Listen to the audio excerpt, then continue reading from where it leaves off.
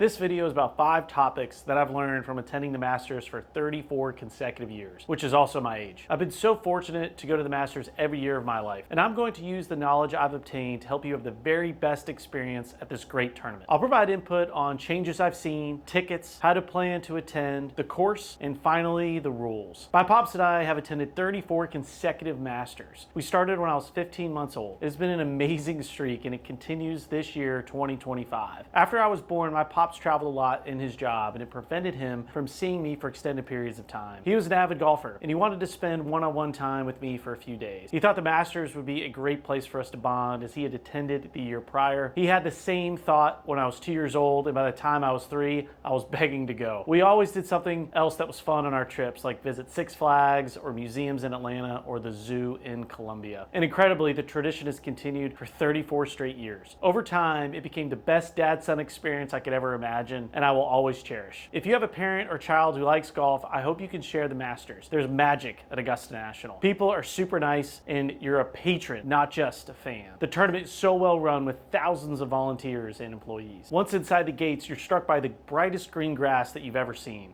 It's ryegrass and bentgrass in stark contrast to all the brown, dormant Bermuda grass that you'll see around Augusta and other parts of the southeast. And you'll also be struck by the hilliness of the fairways and undulation of the greens. It's not an easy walk, and many of the greens look like elephants are buried in them. Everything is affordable, and people are calm and respectful. This event is far from the waste management tournament in Phoenix. We have so many memories, from sitting next to Tiger and Marco Mira in a restaurant to watching Nick Faldo overcome Greg Norman's 6-shot lead. We've attended each practice round day and each tournament day multiple times, and I can't begin to tell you what Augusta National means to us. Attending the Masters really drove my passion for the sport. It's the reason I pursued junior golf, the golf team at Duke, and then 8 years on DP World Tour and others.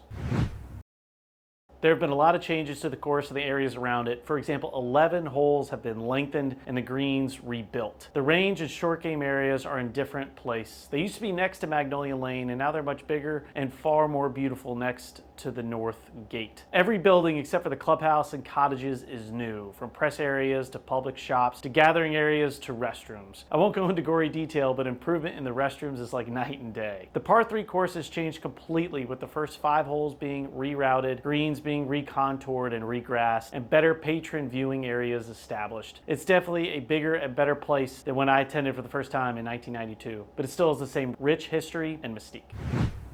All of us golfers want to attend the Masters, but the big issue is how to get in. It's one of the world's most popular sporting events, so it's an enormously difficult ticket to come by. People ask me all the time how my pops and I were able to get so many badges and individual tickets. The short answer is that it was really hard, and it continues to be. We're not on the list to receive tickets like others, so we had to rely on what my pops and I could find through our jobs, friends, and relatives. We've done some mooching, and somehow, some way, we've pulled it off for 34 consecutive years. It's kind of amazing, as I think we've only got tickets through the same source only 2 or 3 times. There's almost always a little different twist. If you're a Class A PGA professional, you can gain complimentary access to the tournament. You must enter at the South Gate and present your current membership card and driver's license. And sometimes it helps to call in advance and let them know you'll be on site. This courtesy is also extended at USGA events like the US Open. And really, I'm jealous because even as an exempt player on DP World Tour, I couldn't gain access to the Masters. It's just participants and Class A PGA pros. I'm not an attorney, so I can't speak to all of the rules, but I know Augusta National is the only authorized source for tickets, and they last closed the wait list in 2000. Currently, the Masters website says you can have attendance privileges revoked if you resell tickets or enter with a badge or ticket acquired from a third party. And even beyond the rules established by the Masters, as of now in 2025, there are important laws in Georgia related to tickets. You should check them. For example, right now, Georgia law prohibits selling, reselling, or even exchanging tickets within 2,700 feet of a venue admitting over 15,000 people, which of course qualifies the Masters, since more than 40,000 people cross the gates each day. And please check other laws. You need to be careful. In 2012, the Richmond County Sheriff's deputies arrested 41 people over 3 days in connection with conduct around tournament entry areas and numerous others that have been arrested at other times. So please double check the rules and the law. If you're lucky enough to get a badge or a ticket, remember that you can leave the course and return only once. Tickets are valid for only 2 entries entries per day through the gate. If they're scanned a third time, you'll be denied access. Over my 34 years going to the tournament, there have been many changes in the process for trying to get in. Before 1995, savvy patrons hung around outside the course on the practice area days in the afternoon as people started leaving and often dropped tickets on the ground or even in the trash containers. They were plentiful and free. But as word spread about this backdoor way in, travel agents and others started a mini market for practice round tickets. So in 1995, the Masters started a lottery for practice round tickets and they began charging for them, but only $16 per ticket. Later, around 2010, the lottery was expanded to include actual tournament days. The lottery is open in every year in June for about 20 days. I suggest you check masters.com in early June and submit your request. We always participate in the lottery, and in early years, it wasn't so difficult getting practice round tickets. We obtained them 3 times from 1995 to 2003. Today, though, the odds are much longer. I've read where the probability is like 1/2 of 1% or 1 in 200. But in my mind, they're still worth the effort because potential reward is so great. As I said, in June, you can fill out a lottery request at masters.com.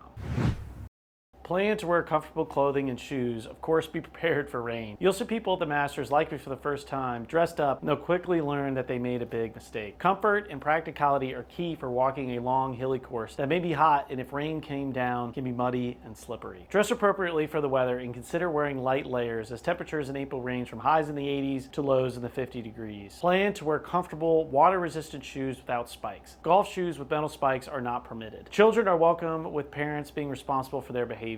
There's no age restriction, but everyone needs a ticket. If you're a series badge holder, there's a junior program that you can learn about by calling the tournament. The Par 3 contest is a family-friendly event that's great for kids, and often you'll see children of players caddying or walking with their dad. While phones are not permitted inside the gates, we do recommend that you download the Masters app and sign up to receive patron notifications before you arrive on site. Masters.com is also a great source of information and a wonderful place to watch the tournament when you're not there. Parking is free, but it does fill up quickly, usually by mid-morning. Tune in to WGAC at 95.1 FM or 580 AM for information. Pay attention to where you park as each aisle is marked. There's a parking map at the Masters website. If lots are full, there's homeowners nearby who rent their yards for parking, although it does cost anywhere from $20 to $50. As an aside, when I first started attending the Masters in the early 1990s, the current parking area was all home. Augusta National purchased hundreds of them, tore them down, so now there's lots of open space for your car. You'll come to realize that what the Masters Committee can accomplish is pretty amazing.